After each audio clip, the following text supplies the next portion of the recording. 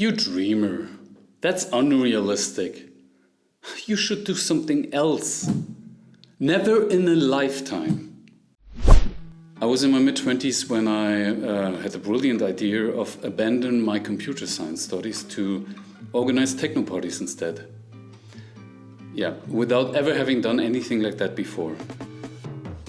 After a long search, I found a club that would let me hold my event for a rent of 1,000 euros and a guaranteed minimum turnover at the bar.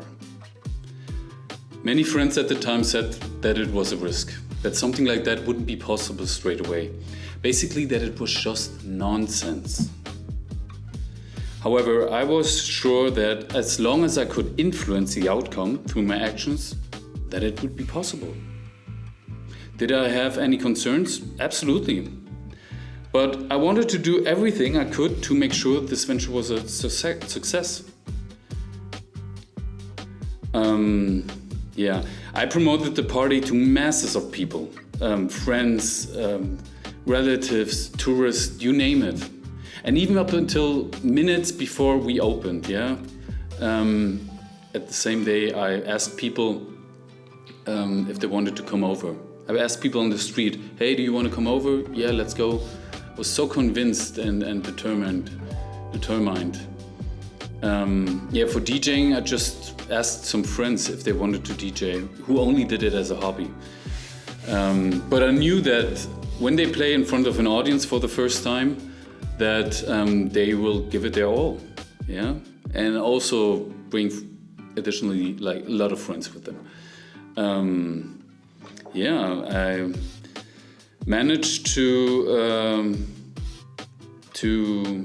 pack up the place and using all sorts of creative ways to attract people like from the street, and ended up doing so much money at the bar that the club owner even waived my fee and planned follow-up parties with me, which we then did.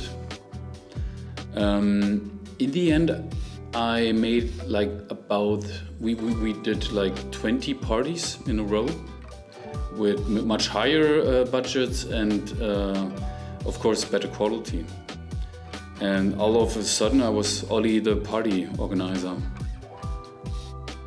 Another story, I was at the street and had this brief encounter with my apparent dream woman. I just walked down the street, we looked at each other, and I was blown away. And but in my head it was like, no, never in a lifetime, you don't have a chance. She's like a queen and you're just like a small buck, and never would she even notice me or give me a chance to meet her.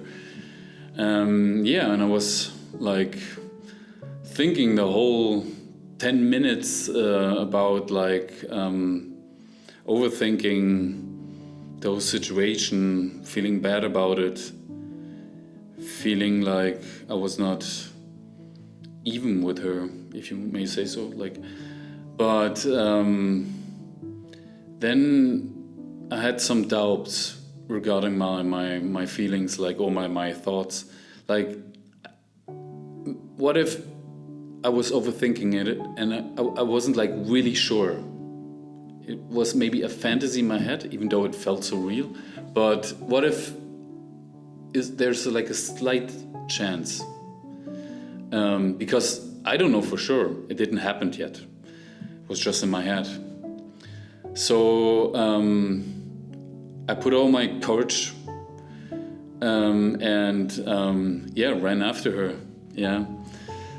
And after a very long run, I arrived totally out of breath, sweaty as hell. And I talked to her. And I told her I know it sounds stupid and we don't know each other, but I don't know if there's something, or I don't know. I didn't want it to sound like a creep, but of course I wanted to give her the feeling that I'm more than attracted to her, but don't give her the feeling that like I'm a creep or something. And and to my surprise, she yeah, she was positive about it. Like, she was smiling and really encouraged me that, like, it was so nice. Well, it's so nice that I spoke to her and she gave me her number. Yeah. I don't know, but in my head it was totally different. It was like, she's so beautiful, why me, etc., etc. Yeah. You dreamer, that's unrealistic. You should do something else. Never in a lifetime. Yeah, like lines like that, like sentences like that, everybody knows them. And it's our own thoughts or our surrounding friends or even our beloved ones that maybe limit ourselves or tell us something that is not totally true. It's just an opinion about a certain topics. But yeah, that hits us in the gut and it's very uncomfortable for us to digest because, I don't know, it's limiting us. And what I think that the point I'm trying to make is everybody has an opinion. You have your opinion, your view about the world, but it's all subjective. It's not objective. And these sentences, these beliefs, they do nothing but hinder us. They're not like, they feel like a law of nature, but